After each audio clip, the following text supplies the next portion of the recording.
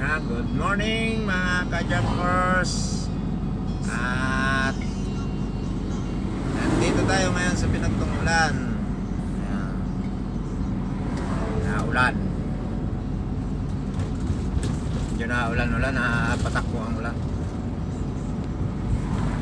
Makulimlim po ang ating panahon. Salamat sa Diyos. Nagatid po ako ng papuntang Bawan. Nagatid po sa amin sa lugar.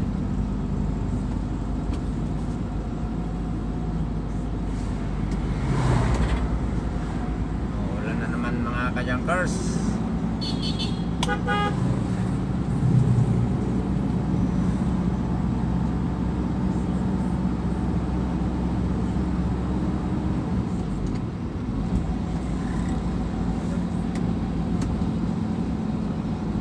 Lalabasan na po ang mga magbe-junk shop.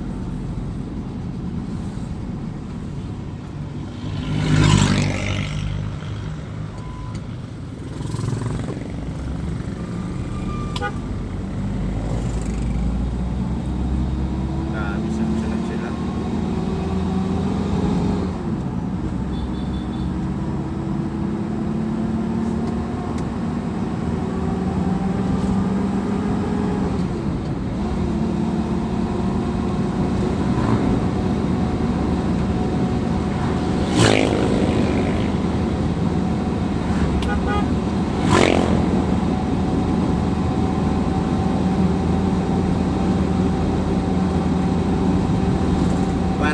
Ang takbo natin.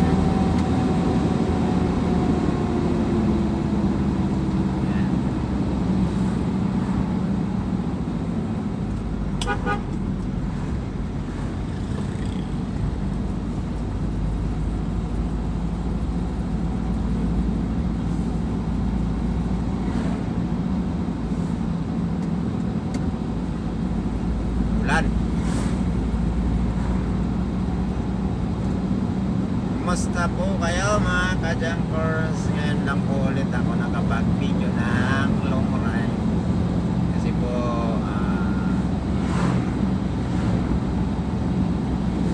medyo busy tayo ngayong mga nakarang araw. Loobin mamaya kung anong ating plano na may deliver. Po ay Friday. Yun.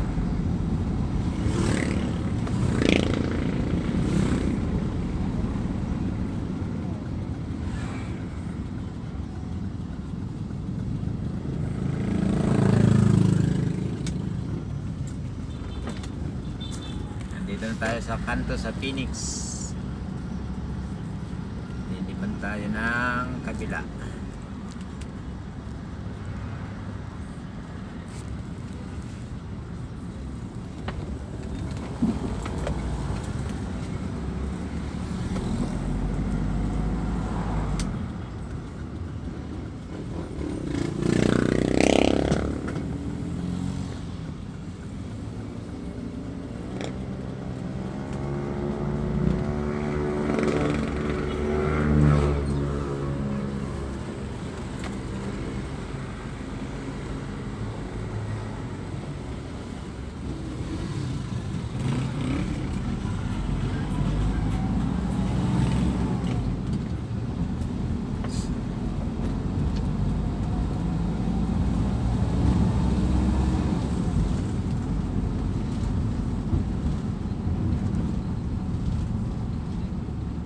Ganda ng halaman dito mga guys.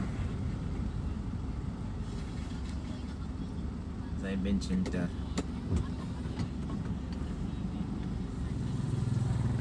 Ipapasok pala pong sasakyan dun mga guys. Yan ay kulay pula. Yan.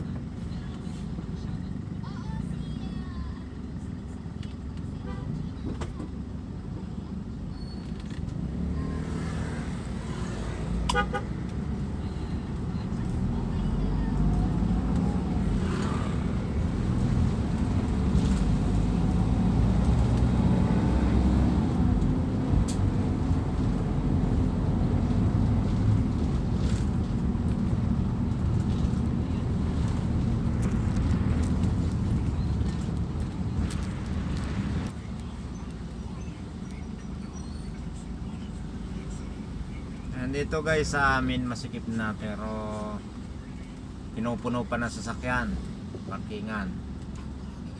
Yan na. Kaya ang sasakyan dito kahit anong pag-iingat mo, gas-gas din, gas-gas doon. Kaliwat kanan guys ang parking dito. Wala na yata solusyon ng barangay na magawa dito. Simula guys to nung nagkasiminto, mas lalong sumikip siya. Mabuti pa nung walang rough road pa, kahit lubak-lubak, maluwag. Nakakapagsalubungan ng dalawang sasakyan dito. Nakahirap pumasok. O, tad-tad ng parking. Yan. Mga sasakyan dito, bili ng sasakyan, wala namang mga parkingan. Pangalawa, ang basura dito sa labas, tayong kalsada.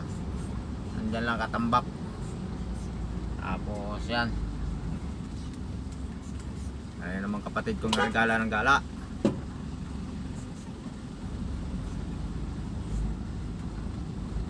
Yan guys. Tama mo naman ang kaliwat kanan ng parking.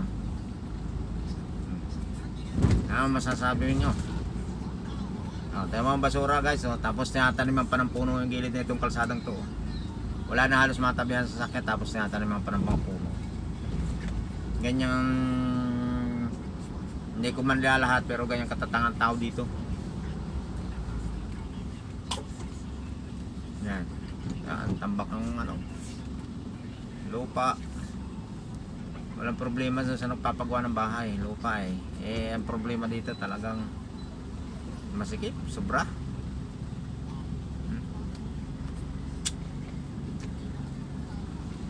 Grabe.